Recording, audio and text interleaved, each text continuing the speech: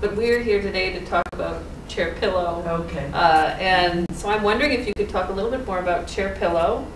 I know it's an excerpt of a larger work, Contiguous Project Altered Daily. Could you describe Contiguous Project and tell me about how Chair Pillow is situated within it? Chair Pillow was one of the sections of Continuous Project Altered Daily that could be initiated by any of the performers at any time by just going over to a technician saying, put on this music, which was Ike and Tina Turner's River Deep, Mountain High. So every time someone wanted to do that piece, they'd put on that music, and then we would all, the rule was, we all had to do it. It is done 3 times. It involves a chair and a pillow. It's done on the exact beat of the music. I don't remember. I seem to have a faulty memory about after the first chorus. There are 3 choruses. So after the first chorus, I think we had the option of either continuing it in a line, like it was initially to be done in a single line, the 6 performers.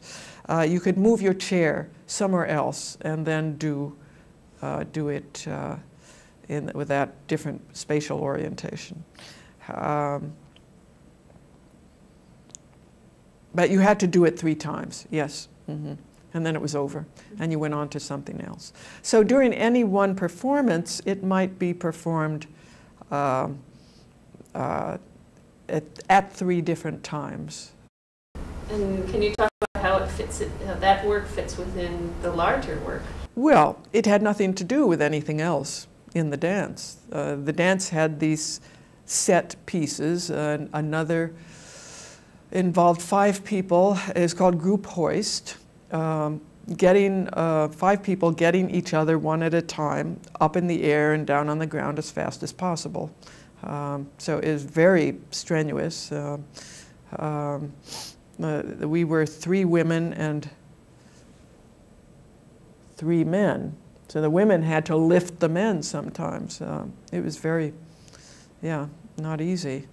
No, we were 3 women and no, we were 3 men and 2 women, because the 6th, Becky Arnold, was pregnant, and she was off doing a solo involving a pillow and a pole.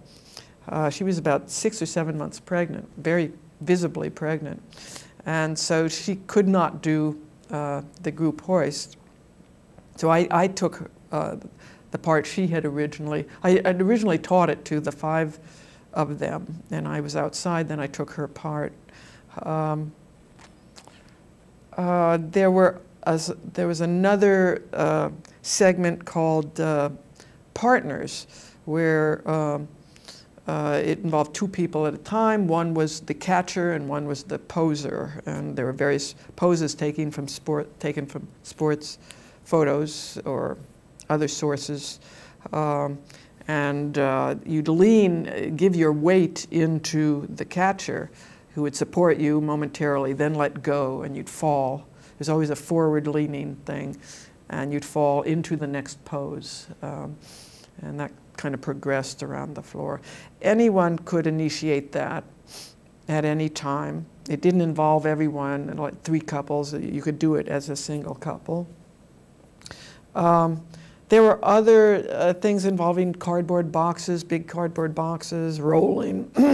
There were a lot of, there were theater groups doing these kinds of trust exercises, giving your weight over. There's a lot of that going on in the 60s, and we were still, I was involved with that. We all get in a tight circle, and you can either fall out or fall in. And if you fell out, you gave your leg, and the person on the other side of the circle would hold your leg while you cantilevered yourself down to the ground. If you fell out, you gave your hands.